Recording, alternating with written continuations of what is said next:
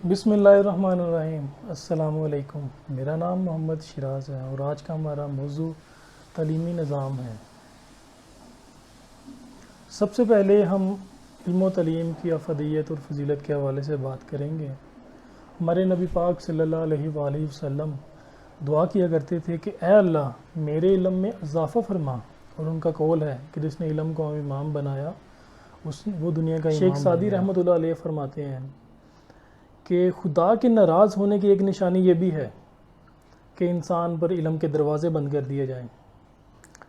سرکار واصف علی واصف صاحب فرماتے ہیں کہ علم کا نشہ عمل سے محروم نہ کر دے کہ تم لائبریری میں زندگی کو تلاش کرتے رہو اور زندگی لائبریری سے دروازے سے باہر چلی جائے، کہ تم ماں باپ کے حقوق کے حوالے سے کتاب پڑھ رہے تھے جبکہ والدین زندہ تھے اور ان کی خدمت نہیں کی۔ میں قاسم علی شاہ صاحب کی ایک بات کا بہت قائل ہوں کہ انسان کی صحبت سے سیکھتا ہے، کہ آخر کیا وجہ ہے کہ پاکستان میں 204 یونیورسٹیز، ہزاروں کالجز اور لاکھوں سکولز ہونے کے باوجود بھی ہم ایک محتاج ذہنیت کی جنریشن کو پیدا کر رہے ہیں کہ جس کے پاس نہ سیکھنے کا ہنر ہے نہ اس نے کچھ سیکھا ہے، صرف ڈگریاں لیے ہیں جو کہ رسیدیں ہیں کہ ہم نے اتنے پیسے خرچ کیے ہیں۔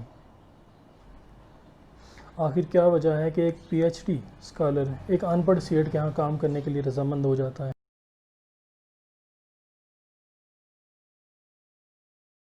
روایات، بہت سے برے رواج ہیں۔ وہیں ایک رواج یہ بھی ہے کہ ہم اپنے بچوں کو ایسے سکولز میں، ایسے کالجز میں ایڈمیشن لے کے دیتے ہیں، اور وہ زیادہ تر پرائیویٹ ہوتے ہیں کیونکہ وہاں پہ انہیں یہ یقین دہانی کرائی جاتی ہے کہ ہمارا ایک بھی بچہ فیل نہیں ہوتا۔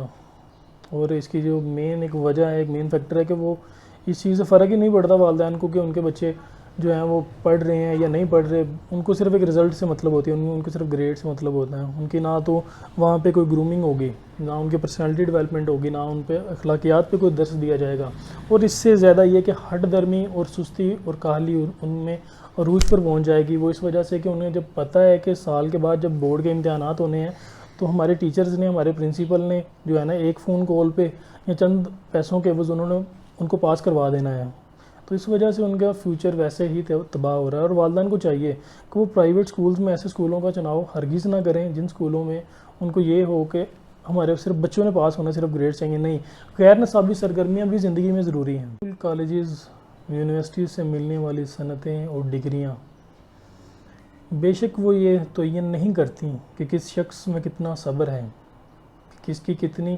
پرسنالٹی ڈیولپ ہوئی ہے، کہ کس کے پاس کتنے سکلز ہیں، پرابلم سالونگ سکلز۔ یہ چیزیں ہمیں یونیورسٹیز میں نہیں بتائی جاتی۔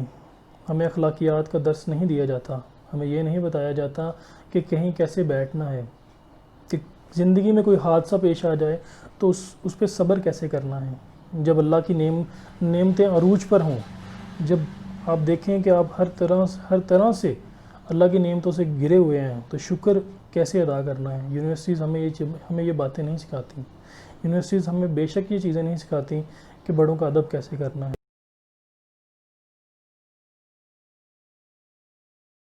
میں جاپان کے ایک کالج کی تقریب کے بارے میں آپ کو بتاؤں گا کہ جس میں تقریب کے دوران ایک استاد کے پیچھے سے گزرنے والے طالب علم چھلانگ لگا کر گزرتے تھے۔ آخر کیا وجہ تھی کہ وہ چھلانگ لگاتے تھے؟ آپ اندازہ لگائیں، اور اگر آپ اندازہ لگا چکے ہیں تو میں آپ کو بتاتا چلوں کہ جب ان سے کسی نے، اس استاد سے کسی نے پوچھا کہ آخر کیا وجہ ہے کہ وہ چھلانگ لگا کر گزر رہے ہیں، تو استاد نے بتایا کہ میرے شاگرد یہ گوارا نہیں کرتے کہ وہ استاد کے سائے کے اوپر پاؤں رکھیں، میرے سائے کی وجہ سے وہ چھلانگ لگا کر گزر رہے ہیں۔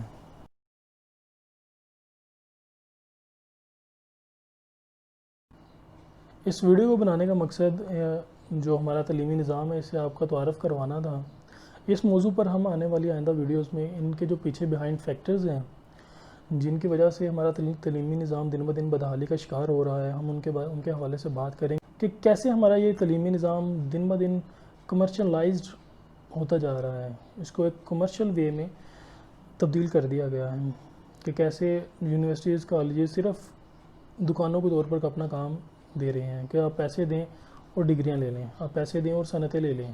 اور اس کے علاوہ کچھ بھی نہیں ہے. اگر آپ کہیں کہ پریکٹیکل طور پر کسی طالب علم کے ہاتھ میں کچھ ہو تو کچھ بھی نہیں ہے. وہ خالی ہاتھ یونیورسٹی میں داخل ہوتا ہے اور صرف ایک کورے کاغذ کے ساتھ یونیورسٹی سے باہر نکلتا ہے.